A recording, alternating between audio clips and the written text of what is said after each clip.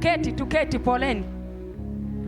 Saa zingine nikifikiria mambo ya Mungu nakuwa crazy, nakuwa kama mlevi, kwa sababu yale ametenda ni mambo ya ajabu. Hallelujah. Bwana Yesu asifiwe. Praise God. Daniel kuanzia Daniel 6 kuanzia 1 mpaka 10. Hallelujah. Na tusome neno la Bwana kutoka katika kitabu cha Danieli 6 kuanzia mwanzo. Inasema ya kwamba ilimpendeza Dario kuweka juu ya ufalme maliwali 120 wawe juu ya ufalme wote, na juu yao akaweka wakubwa 3, na Danieli alikuwa mmoja wao, ili maliwali hawa asipate hasara, ili maliwali hawa watoe hesabu kwao, mfalme asipate hasara. Basi Danieli huyo alipata sifa kuliko wakubwa na maliwali, kwa kuwa roho bora ilikuwa ndani yake. Naye mfalme akaazimu kumweka juu ya ufalme wote. Basi mawaziri na maamiri wakatafuta sana kupata sababu za kumshitaki Danieli kwa habari za mambo ya ufalme, lakini hawakuweza kuona sababu wala kosa, kwa maana alikuwa mwaminifu, wala halikuonekana kosa wala hatia ndani yake. Ndipo wale watu wakasema, hatutapata sababu ya kumshtaki Danieli huyo, tusipoipata katika mambo ya sheria ya Mungu wake. Basi wale mawaziri na maamiri wakakusanyika pamoja mbele ya mfalme, wakamwambia hivi: Mfalme Dario, uishi milele. Mawaziri wote wa ufalme na manaibu na maamiri na madiwani na maliwali wamefanya shauri pamoja ili kuweka amri ya kifalme na kupiga marufuku, na kwamba mtu yeyote atakayeomba dua kwa Mungu awaye yote, au kwa mtu awaye yote katika muda wa siku 30, ila kwako, mfalme, atatupwa katika tundu la simba. Mstari wa 8. Sasa mfalme, piga marufuku, ukatie sahihi maandiko haya yasibadilike, kama ilivyo sheria ya Wamedina Waajemi isiyoweza kubadilika. Basi mfalme Dario akayatia sahihi maandiko yale na ile marufuku. Mstari wa 10. Hata Danieli alipojua ya kuwa yale maandiko yamekwisha kutiwa sahihi, akaingia nyumbani mwake, na madirisha katika chumba chake yalikuwa yamefunguliwa kukabili Yerusalemu. Akapiga magoti mara 3 kila siku, akasali, akashukuru mbele za Mungu wake, kama ilivyokuwa akifanya tokea hapo. Basi watu hao wakakusanyika pamoja, wakamwona Danieli akiomba dua na kusihi mbele za Mungu wake. Ndipo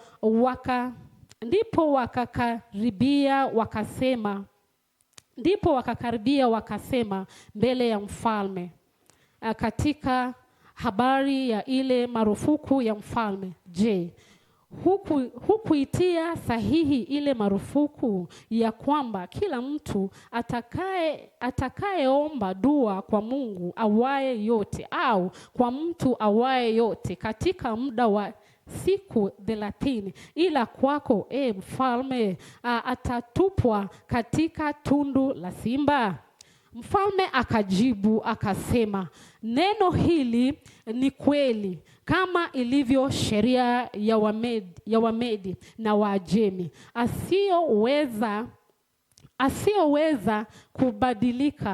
isiyoweza kubadilika. Basi wakajibu wakasema mbele ya mfalme, yule Danieli aliye mmoja wa wana wa wale waliohamishwa wa Yuda hakujali wewe, mfalme, wala ile marufuku ulioitia sahihi, bali aomba dua mara 3 kila siku. Basi mfalme aliposikia maneno haya alikasirika sana, akakaza moyo wake ili kumponya Danieli, akajitaabisha kumwokoa hata jua likachwa.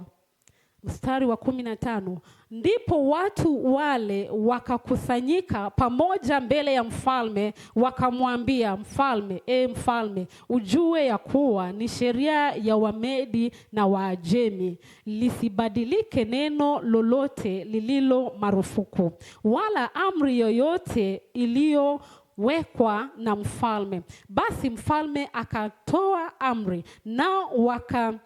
nao wakamleta Danieli, wakamtupa katika tundu la simba. Mfalme akanena, akamwambia Danieli, Mungu wako unayemtumikia daima, yeye atakuponya. Mstari wa 17, likaletwa jiwe likawekwa mdomoni mwa lile tundu, naye mfalme akalitia muhuri kwa muhuri yake mwenyewe na kwa muhuri ya wakuu wake, lisibadilike neno lolote katika habari za Danieli. Mstari wa 18, kisha mfalme akaenda nyumbani kwake, akakesha usiku kucha, akafunga na vinanda havikuletwa mbele yake, na uzingizi wake ukampaa.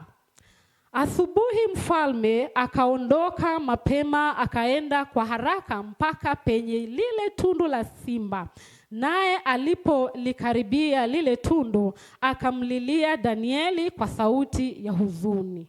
Mfalme akanena akamwambia Danieli, Danieli, mtumishi wa Mungu aliye hai, je, Mungu wako unayemtumikia daima aweza kukuponya na simba hawa? Ndipo Danieli akamwambia mfalme, mfalme, uishi milele. Mungu wangu ametuma malaika wake, naye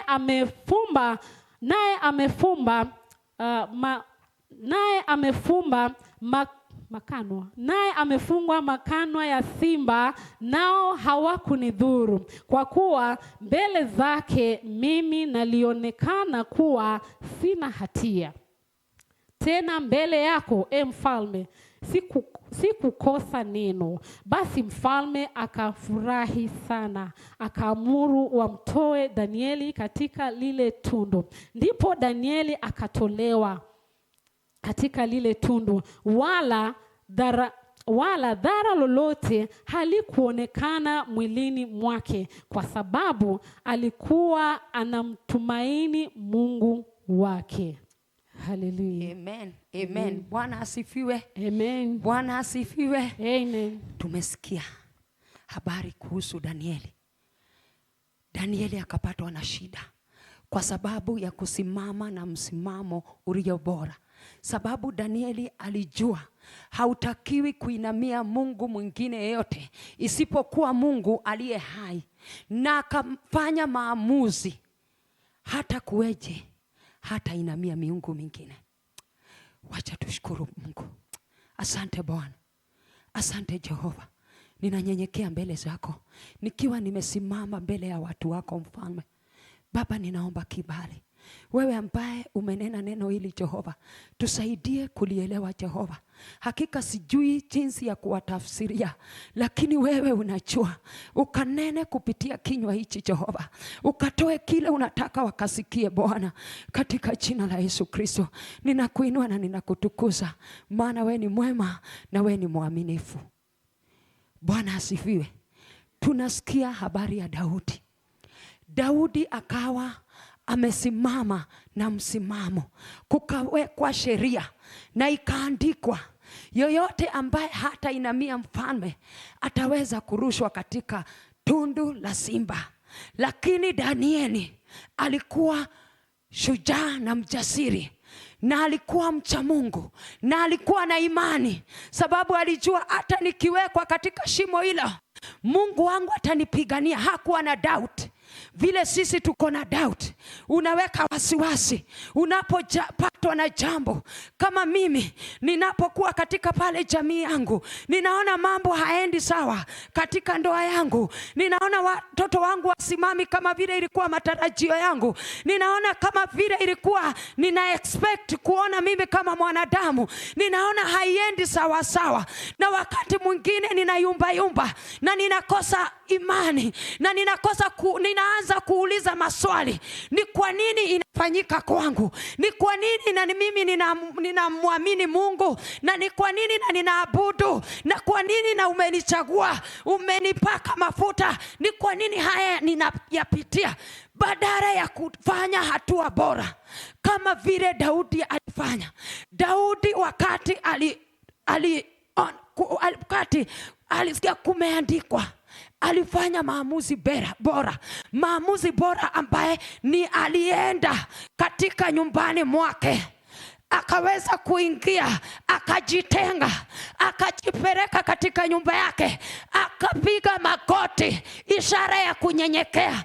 Akanyenyekea, akaweza kwanza kushukuru. Hakuangalia ile shida yake, hakuangalia penye atapelekwa, lakini akaenda akapiga magoti, akamuinua Mungu, akamuinua. Najua alikuwa ananena akimwambia, ninajua hata nikiwekwa katika shimo ile, ninajua utanipigania, ninajua utaniokoa hata nipitapo katika njia hiyo, maana neno lako linasema hata tupitapo katika mauti atatupigania. Daudi alikuwa katika hiyo stage ya mauti, lakini hakucompromise. Alisimama akasema, hata kama nitakufa, atakufa akiwa muamini. Ni wangapi asubuhi ya leo tumewachilia imani kwa sababu ya mambo madogo madogo? Umepatwa na ugonjwa, umeenda kwa daktari ambaye ni mwanadamu, ameandika ripoti kukuhusu, na wewe sasa umevunjika. Umesema sasa, hii ni kansa, ninakufa. Hii ni ukimwi, ninakufa. Hii ni mgonjwa gani, ninakufa. Magonjwa kama haya hayaponi, na wewe unakubaliana. Magonjwa kama haya saa zingine tunakubaliana na jamii zetu. Unasema, huu ndio ugonjwa uliua nyanya yangu, huu ndio uliua mama yangu, kwa hivyo hata na mimi ninajua ndio utaniua. Mama yangu alikufa at 30s, kwa hivyo hata mimi nikifika 30s nitaanza uoga. Na shetani naye anakuuzia sera, anakuambia, akiona umefika 29 anaanza kuleta, leo ni mguu, kesho ni kichwa, kesho ni tumbo, kesho ni uvimbe, ndio huo ugonjwa umekuja. Dada yangu, unatupa tumaini, unakosa kuamini wewe ni nani. Na katika mambo mengine tunapitia, ni mwiba ambaye Mungu anakuweka ili kukawe na ushuhuda, ili akakutengeneze. Maana tunachongwa kupitia kwa mapito. Tusipopitia utashuhudiaje? Utashuhudiaje watoto saa zingine wasimami? Utashuhudiaje watoto saa zingine wanakuwa walevi? Utashuhudiaje watoto saa zingine wanakataa? Utashuhudiaje ukiwa mume saa zingine ni wa vita na si ule wangu, saa zingine wanakuwa vita? Utashuhudiaje? utapeana testimony gani? Usipopitia, usipolala njaa, usipokuwa na kupungukiwa, utapeana testimony gani? Na lazima Wakristo tuishi kwa ushuhuda. Ushuhuda unajenga. Kuna mtu anangoja kusikia Nyambura alikuwa mama tu wafuafua, na baadaye kwa kuamini Mungu akamuinua, Mungu akabadilisha ambaye ilikuwa imeandikwa. Kwa familia yetu hakuna mtu tajiri, tulilewa na shida, tulikula kale kakitheri kanaimbi wangwa hakana maragwe, twaliaga githeri tukarara, twaliaga githeri tukanywa mae, twetagirira. Tulikuwa tunangoja mama yangu. Sasa ingine ameenda kibarua mbali, watu wanajua kwetu. Tulikuwa tunaenda pahali panaitwa Pasenga, mama yangu akiwa mbele, sisi tukimfuata, na tunaenda kutafuta. Hakuna chakula kwetu, tulikuwa watu ambaye hawakuwa na majina. Tukabeba, tunaenda tunalima, tunalipimiwa kefuti, tunang'ang'ana, tunamaliza. Hakuna pesa. Mahindi na waru na boga na karoti ndio ziko kwetu mingi, tunawekewa. Lakini katika hayo hatukutupa tumaini. Tunajua huyo Mungu. Ningeanza kusema hii ndio kazi yangu ya fuafua, hii ndio kazi yangu, maana shetani saa zingine anatuwekea kipimo. Hii ndio kazi yako, hakuna kazi ingine. Lakini sababu Mungu ni Mungu, huyu mama munaona hapa, Mungu akamtoa kutoka fuafua, akampeleka, akamchukua juu kwa sababu ya kuomba na upako uliye na baba yetu. Wakati nilikuja nilikuwa nakufa, nilikuwa nimefika mwisho, nimesumbuka, nimeteseka, 200 itosi ya kufua. Mume wangu ana kazi, tunazunguka, tunawekana nguvu, na singine saa zingine anakata tamaa. Mtoto wetu akawa ni mgonjwa, tukapita katika mapito magumu. Mtoto akawa saa yote ni hospitali. Ukipata ile 200 na unakopa, kwa hiyo utaenda next kufua deni, sababu mtoto ni mgonjwa na lazima nimpeleke hospitali. Akawa mtoto akikaa kidogo anashikwa, anazimia, tunapeleka akiwa ajiski, akiwa amekufa. Lakini mimi nilikuwa na imani. Siku moja katika pale nilikuwa nakaa, wamama wakakuja wakamwangalia akiwa pale, wakasema ukiona mtoto amekunia yake imeisha. Lakini mimi sikutupa tumaini, nikamuinua, nikamwacha Bwana wa Mbogo akilia. Mimi nikakimbia na mtoto wangu kumfikisha hospitali, kakawekelewa shindani. Katoto kakaanza kusukuma gari ya chakula, wagonjwa wakipewa, kakawa hai tena. Mimi nimeona Yesu akifufua. Shetani hakuchoka, akamchukua tena, akawa ako shuleni, hawezi kusoma. Lile bado linatufuata. Hakuna atakaendelea, hakuna atakaenda mbali. Lakini mtoto wangu ikawa ni shida, nikaitwa, nikaambiwa niende haraka na upesi. Nikaenda pale Kikuyu, alikuwa anasomea Msagetao, nikamuinua, nikakimbia, tukaenda Kenyatta, akawa admitted, hawezi kwenda choo. Kukawa sasa atakuwa anatumia mipira. Shetani naye pia ako na exercise zake. Akaweka shosho tu hapo karibu na yeye. Huyu shosho ako na mpira, chakula, kila kitu ni mpira. Kwenda choo ni mpira, kila kitu ni mpira. Mtoto wangu akawa ni lazima nimwache peke yake, ni analia. Hata mimi saa nyingine nikienda kumuona ninakosa nguvu. Lakini nilikuwa na imani. Akakaa pale. Nikaitishwa deposit ya 20,000. Fuafua atoe wapi 20,000? Nikaitishwa, lakini nikamwamini Mungu.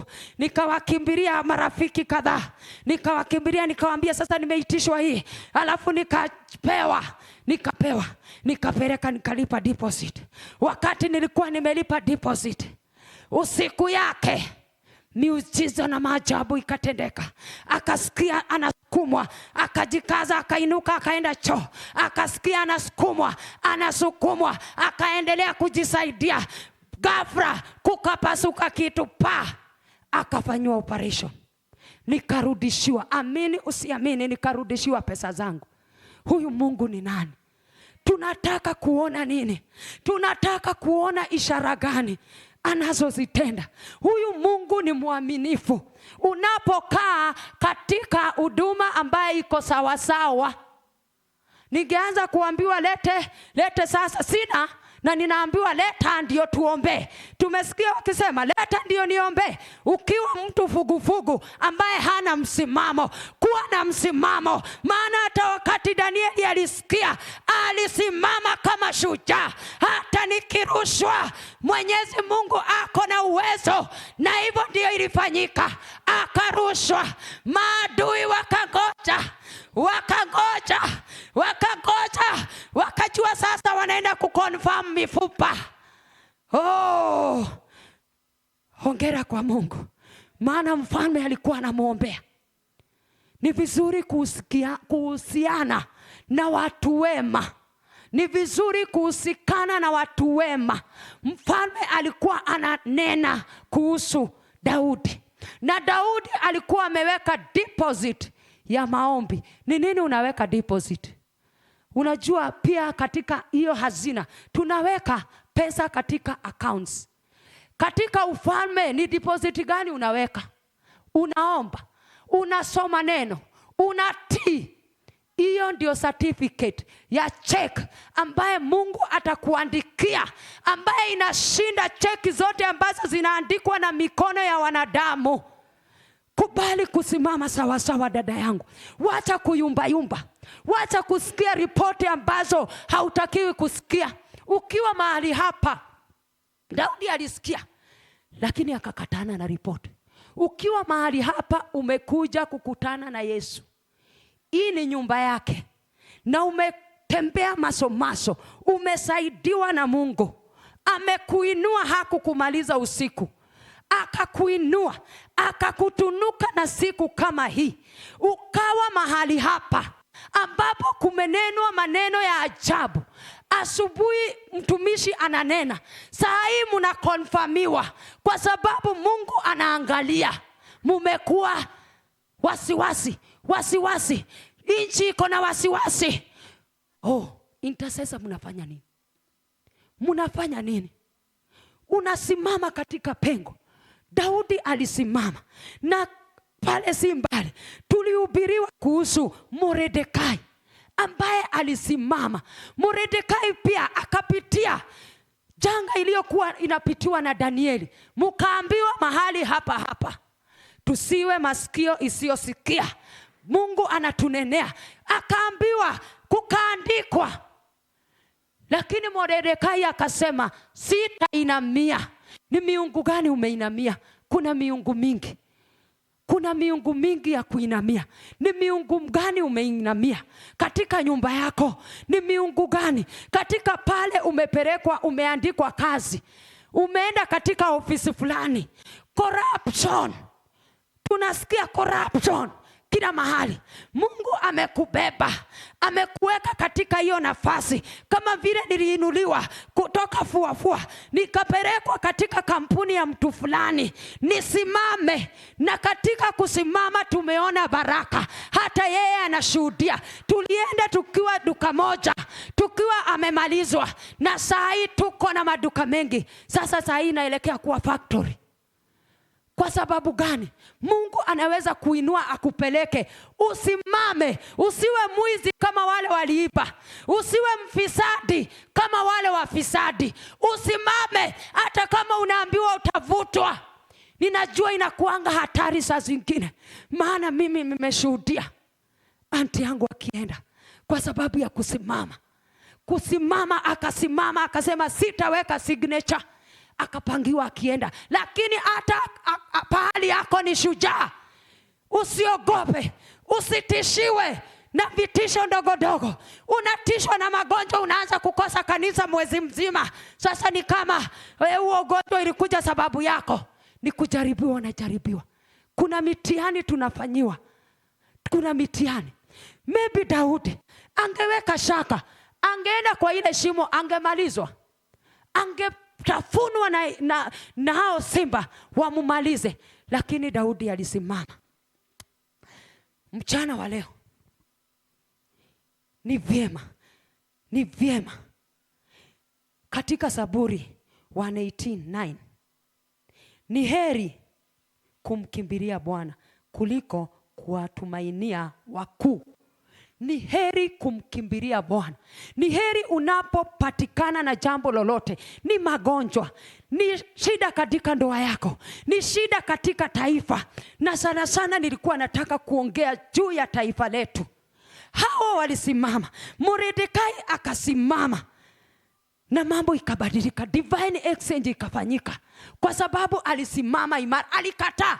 Wewe umeinamia, sisi tumeinamia kama taifa, tumekubaliana. Yakisemwa haya, hata wewe unasema ndio, uchumi ni mbaya, ndio ninaona, ndio kunaenda, ndio kunaenda. Ni vizuri tusimame.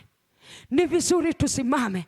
Na hatua yenye ningependa tusingatie ni ile hatua ya Daudi.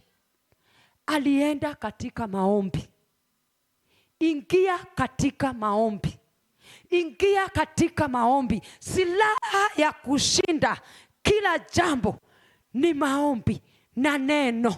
Unasimama na maombi, unasimama na neno. Tumeona miujiza ikitendeka, na ninashukuru Mungu kwa vile yale mambo anatenda katika kanisa hii ni mambo haijawahi onekana.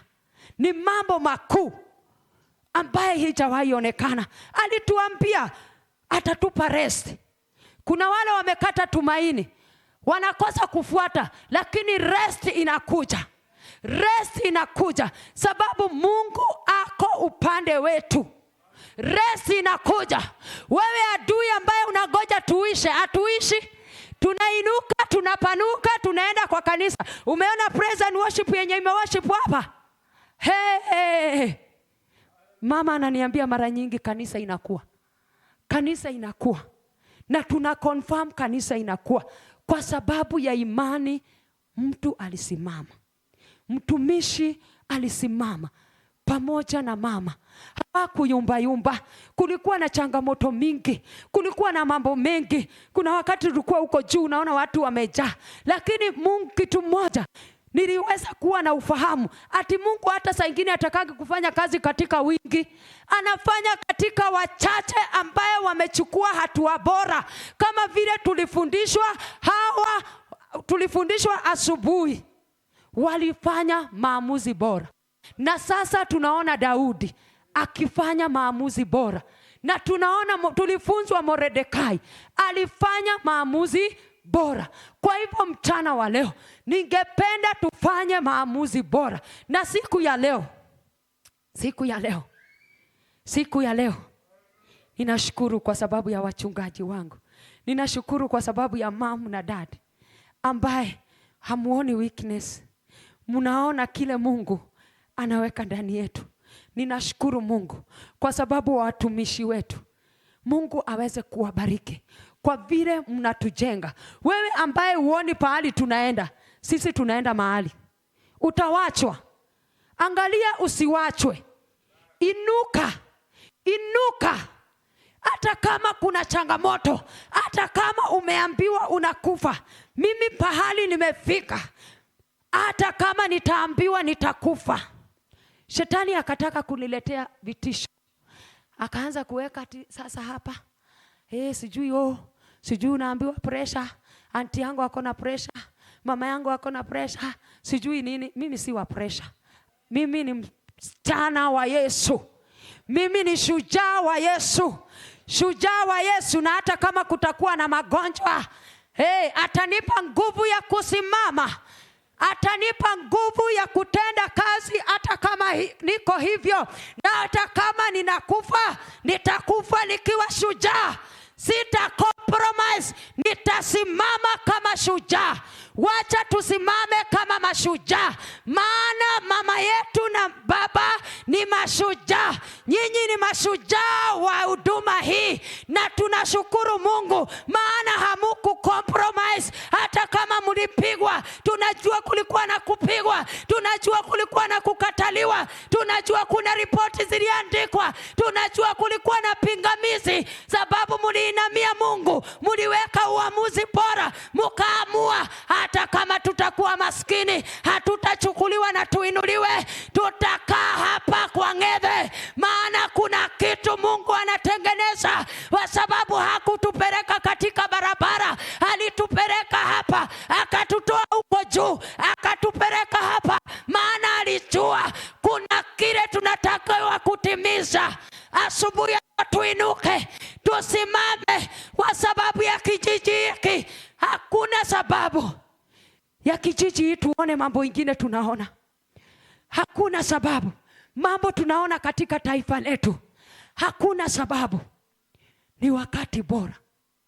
Ndio tunapita katika magumu, lakini ni wakati mwema wa kusimama. Dada yangu, sikuwa nakuja kuhubiri. Ni ujumbe nilikuwa nafikisha. Tunatakiwa kusimama. Tunatakiwa kusimama. Kama leo, siku ya leo, tutasimama kwa sababu ya taifa letu. Tuta-intercede. Tutasema hata kama kumeandikwa maripoti na kumepangwa, Mungu ako na uwezo. Hata kama magonjwa imekuja, haitatudhuru, haitatumaliza. Tutasimama katika msimamo ulio bora, msimamo wa imani, si msimamo mwingine wote. Hatutakubaliana na wakuu. Tutafanya kama vile Zaburi inatuambia, ni heri kumkimbilia. Tutamkimbilia Bwana. Kama kanisa, ni sisi Mungu amechagua. Hawezi nena asubuhi na nene saa hii. Jana nilikuwa na neno ingine, nikapatwa na wasiwasi. Nikaambia dada yangu Karo, sasa mimi ninasikia niko na wasiwasi, na nikawa na pressure. Naamuka pale, akina Dani walikuwa pale, naamuka pale, naenda pale, naamuka. Sasa umenibadilishia, mimi nitasema nini?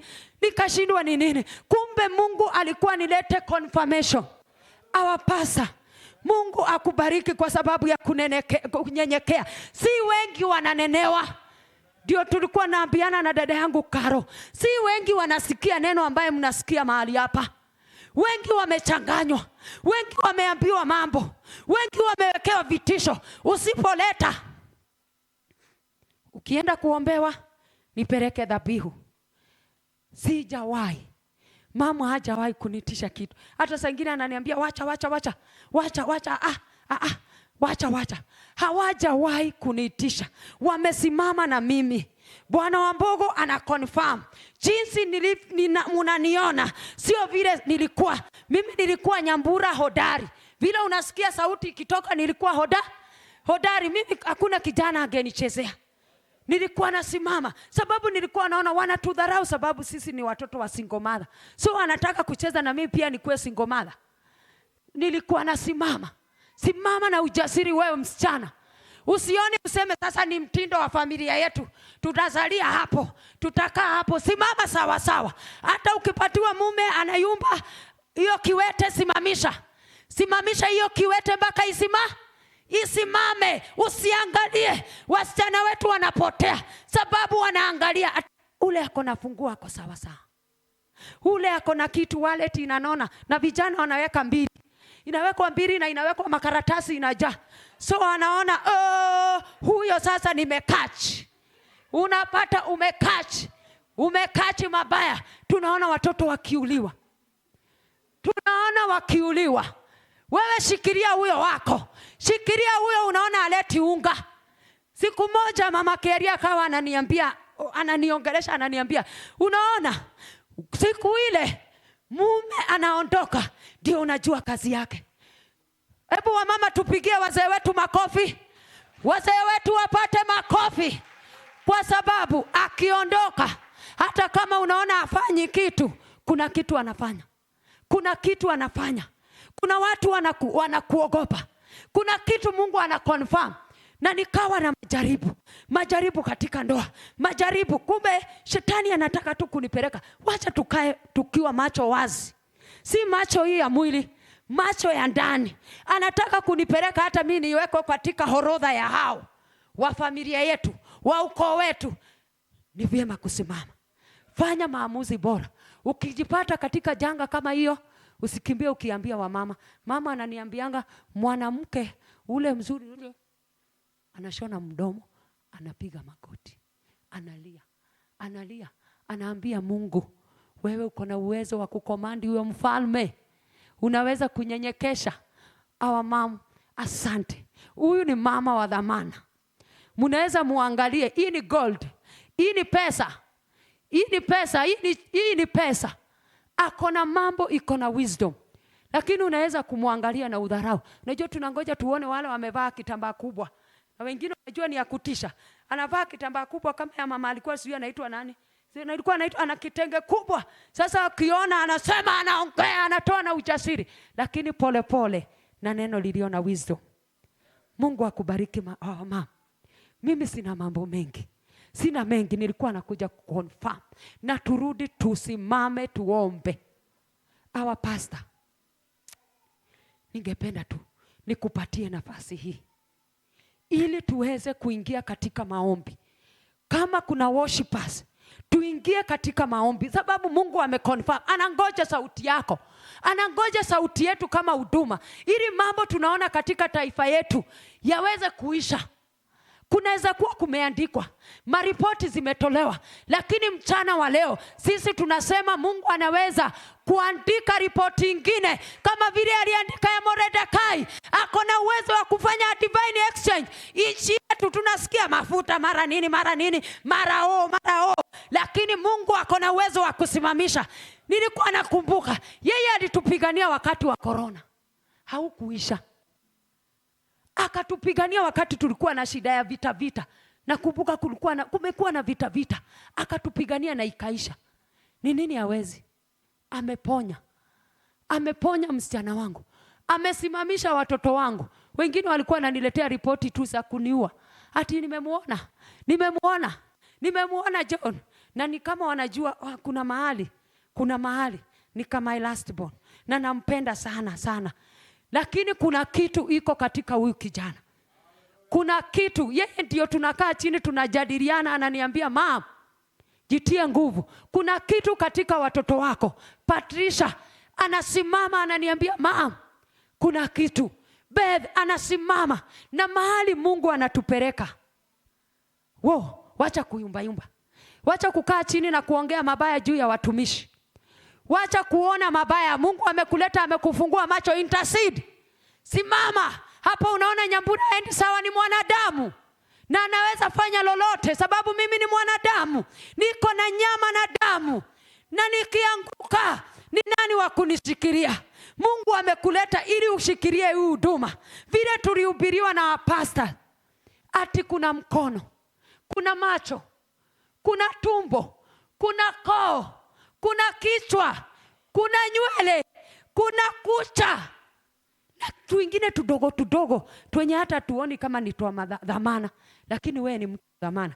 Na una confirm katika worship ambayo imefanywa mahali hapa. Una confirm. Shetani mengi alikuwa amepanga, lakini tukaingia katika vita ya maombi. Ni vizuri. Kama Mungu anaweza fanya hayo, ni nini hawezi fanya wewe? Wewe ambaye umekata tamaa sababu ya ndoa yako, umekata tamaa sababu ya watoto wako, umekata tamaa kwa sababu ya biashara, umekata tamaa wamesema zinaisha, unafunga yako, yetu haiishi. In fact nilikuwa na confirmia my sister, namwambia kama kuna wakati Mungu ametubariki, ni wakati watu wanalia. Sisi tunaendelea kufungua, watu wakifunga. Kuna neema. Kuna neema unaweza beba na upeleke mahali fulani. Mimi najua hata huyo mama anakataa na mimi saa zingine sababu anajua kuna neema. Wakati mabaya yanakuja, nina intercede. Tuamke, turudi katika watches. Wewe unalala usiku mzima, unakula ugali unalala. Na kuna mwenye amelala njaa, kuna mwenye tumbo yake iwezi ingiza chakula. Wewe umeshiba, unaenda katika comfort zone. Unanunua blanketi ile kubwa unajiwekelea. Wakristo, pigwa na baridi. Ukiita kesha hapa unajipata tu wamelala. Mungu amekupatia blanketi mzuri, amekupa kazi, amekupea ka blanketi kazuri unajifunika. Kuna vita hapo nje, utatandikwa na utashinda tu. Watumishi niombe, watumishi niombe, watumishi niombe. Simama kama vile Danieli alisimama. Hakukimbia kuanza kuambia, alienda kupeleka ripoti yake penye anajua inastahili. Yeye mwenyewe hakugoja kanisa, hakugoja watumishi, alienda akasimama, akamwabudu, kwanza akashukuru. Umeshukuru mara ngapi kwa sababu ya changamoto unapitia? Ni mara ngapi umeshukuru? Ndio taifa letu kuna mambo inaenda, lakini tuko na amani. Unajua kuna wenye hawana amani, so hata kuabudu hawezi abudu. Wanajifungia tu huko, kuko na vita. Hawawezi, wasiwasi, akienda hata kuomba maombi mbili, anapigia bomu, anasikia hata anakatizwa. Wewe uko salama. Pahali unakaa kwa plot, hata kama unafungiwa saa ingine unaambiwa utarushwa nje. Uko mahali unaweza kujificha. Shukuru Mungu dada yangu. Shukuru Mungu. Tuache kunugunika. Tumenenewa na Mungu. Akasema katika kunugunika tulifundishwa vile wana wa Israeli walipitia. Tumefunzwa mambo mengi, na ni wakati sasa wa kusimama na miguu yako. Habari imetolewa kwa wengi, lakini ni kwa ule atakayechukua uamuzi bora kama Daudi. Ndiye atasimama. Anayeyumba na anangoja kupigwa, utapigwa. Utapigwa. Utapitia magumu, sababu ndio unataka kuona na macho yako. Haya mambo inaanzia spiritually. Uko ndani kwako, kwa moyo wako kwanza ndio unaona. Unaona watoto wazuri, unaona watoto viongozi, unaona nini kwa huduma, unaona watumishi wa aina gani, unaona ufalme wa aina gani. Hivi vile tunataka kuona ndio tuna confirm na macho yetu ya nje. So ndani yako unaanza kusema, hata kama kuko hivyo, tunajua ako na uwezo wa kubadilisha na atabadilisha. Kwa hivyo, sababu sekta yangu ni hiyo ya maombi, mtumishi kuja unisaidie, tu intercede. Wakati nilikuwa naomba, Mungu anatuangalia, tu intercede. Karibu sana mtumishi wa Mungu.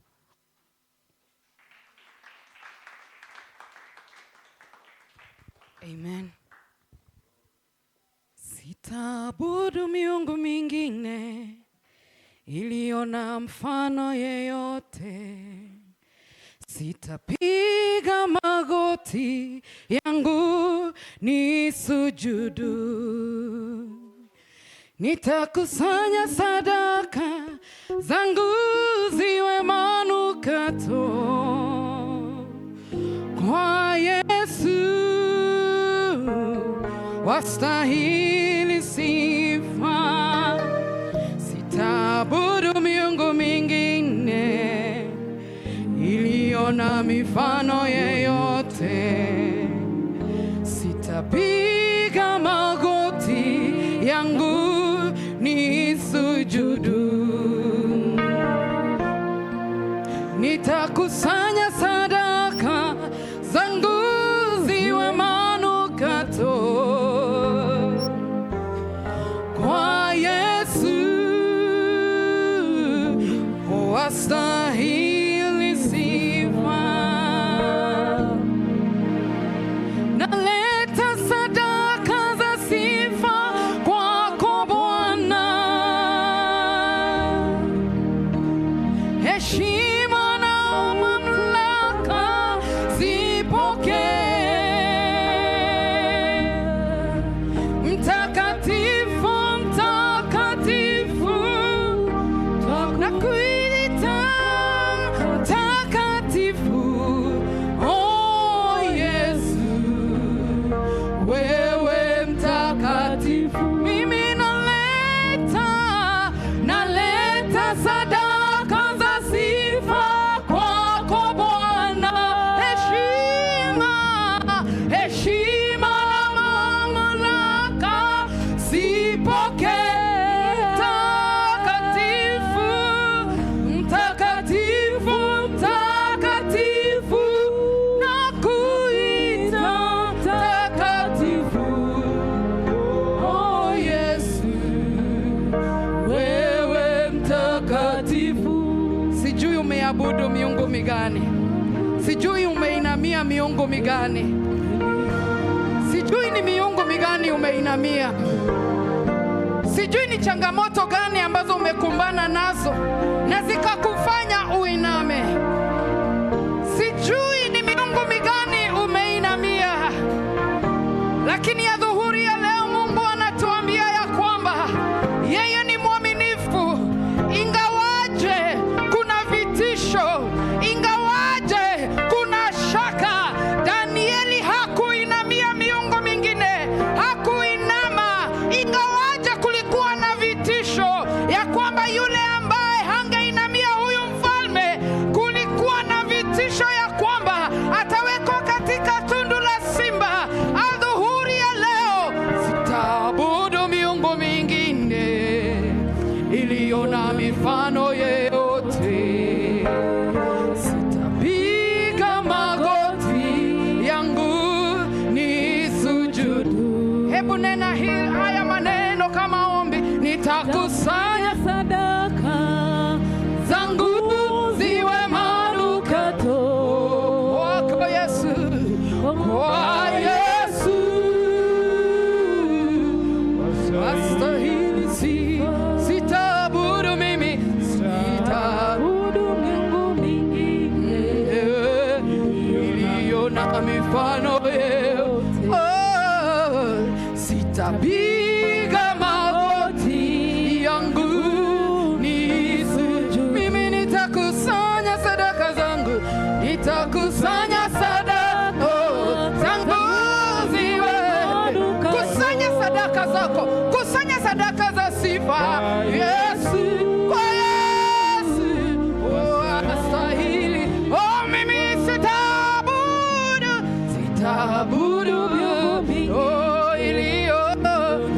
iliyo na mifano yeyote. Mimi sitapiga magoti nisujudu. Mimi nitakusanya sadaka zangu ziwe manukato kwa Yesu, kwa Yesu, kwa Yesu. Inua kinywa chako. Just open your mouth. Open your mouth and tell the Lord, sitainama, sitainama. Ninajua ya kwamba uko na uweza. Sitainama. I will not bow to any other God. Sina Mungu mwingine ila ni wewe, ila ni wewe Jehova. Sitainama, sitainama. Just open your mouth and tell the Lord, I will not bow down. It doesn't matter. It doesn't matter what is coming against you. It doesn't matter what is the accusation against you. We will not bow down. We will not bow down. Oh, Rikaya Rabo Shedere Baba, Rede Boshenderia Baba Ziketaya. We will not bow down to peer pressure. The young people in this house, oh, the old and the young, we will not bow down. We will not go down that route that does not give God glory and honor. We will not succumb to the pressures of the world. In the name of Jesus. In the name of Jesus. In the name of Jesus. Oh, Riba Shandere Babozikataya. In the mighty name of Jesus, I will still be found standing. In the name of Jesus. Oh, we worship you, our Father. Oh, we give you thanks, O King of Glory, because you hear our prayer. Wewe ni Mungu usikiaye maombi. Wewe ni Mungu usikiaye maombi. Unasikia ombi la huyo ndugu. Unasikia ombi la huyo dada ambaye ameamua ya kwamba hatainamia miungu, hatainamia miungu mingine, ya kwamba atasimama. Oh, we worship you, Lord. We worship you. Tunakuabudu. In the name of Jesus, let us intercede for our nation. Let us pray for the nation of Kenya. In the mighty name of Jesus. Oh, every other God that is lifted against this nation. We bring down their power in the name of Jesus. Every altar that is speaking contrary to the divine will of God against our nation, this afternoon in the name of Jesus, we bring down all those altars in the name of Jesus. Oh, we worship you, Lord. We bless your name, King of Glory. Come on, intercede for this nation.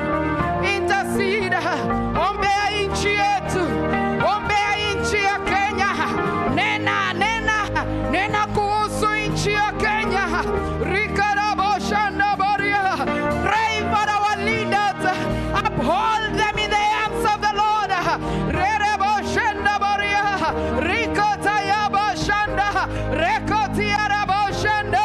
In the mighty name of Jesus. In the name of Jesus.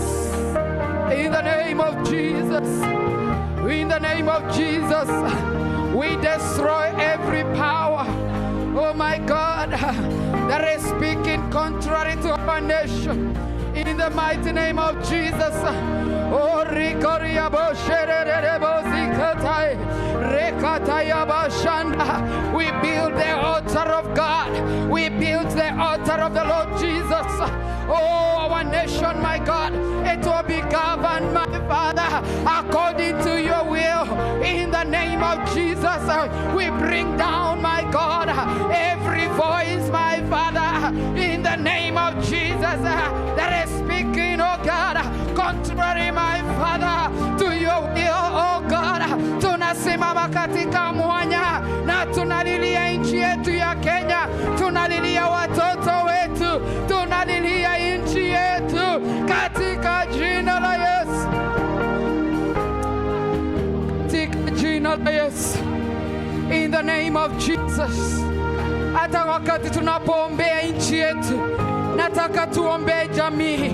Let us pray for the family. Let us pray for the family unit. Inua kinywa chako. Nataka tuombee the family. Let us pray. There is an ideology. There is an ideology that has been spoken even within the society that is contrary to the stability of families. But this afternoon, in the name of Jesus, we come against every ideology. We come against every propaganda that is speaking contrary to the stability of families. In the name of Jesus, the family unit, kama vile Mungu alivyoiumba, itasimama katika jina la Yesu. Jamii zetu zitasimama katika jina la Yesu. Katika jina la Yesu. Oh, in the name of Jesus. Oh, rebarada bo shakataya. In the mighty name of Jesus, we come against every altar that has been set against the family unit. In the name of Jesus, jamii zetu zitasimama, zitasimama imara, zitasimama imara.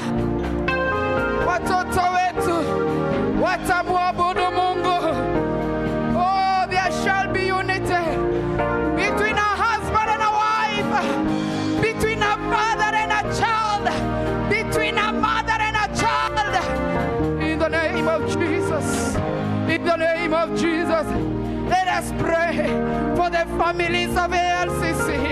In the name of Jesus. Kila jamii iliyowakilishwa hapa. Oh my God. In this anointing, we speak blessing. We speak blessing. We speak blessing.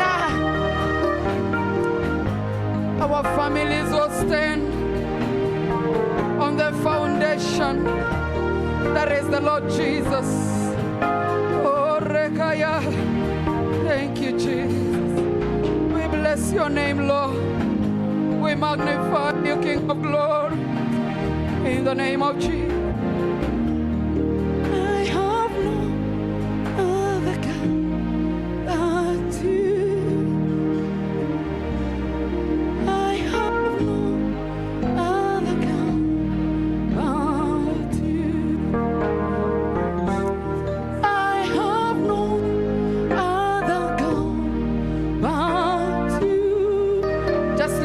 hands and tell the Lord, I have no other. Yes, Lord, I have no other God. I have no other God but you.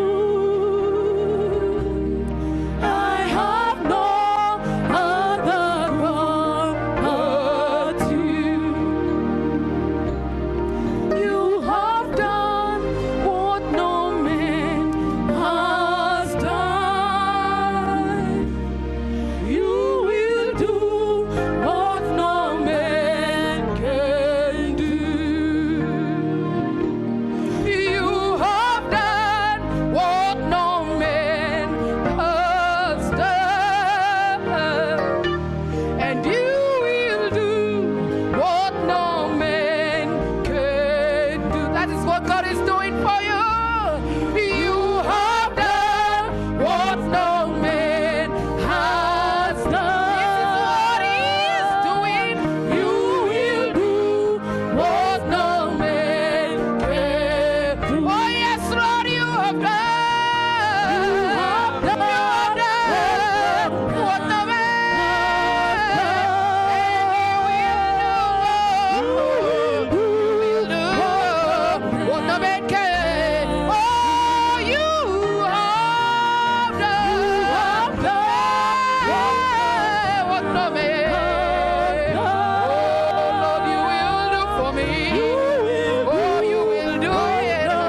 You will do it. Oh, you have done. You have done what no man has done. You will do what no man. That is what He is doing. You have done now. This afternoon, Lord. You will do, Lord. That's why I say I have no other God but you. I have no other God but you. I have no other God. I have no other God but you. Oh, I have no other oh, God. you're my best friend, Lord. I have no other I God. have no And I don't need other another. God but you. I have no other God. I have no other God but you. I have no other God. I have no other. I don't need another. I am satisfied with you, Lord. I have no Jesus, my Savior.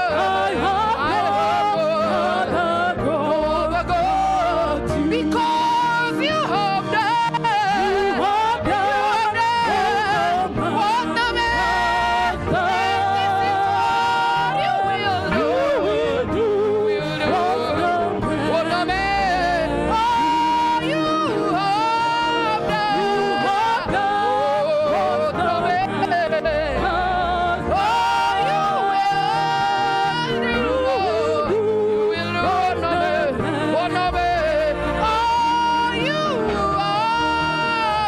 What the man receive your miracle. You have done.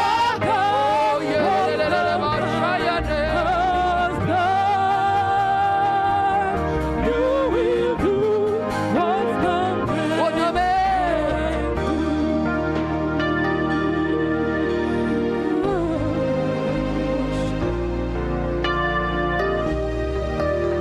Thank you, Jesus.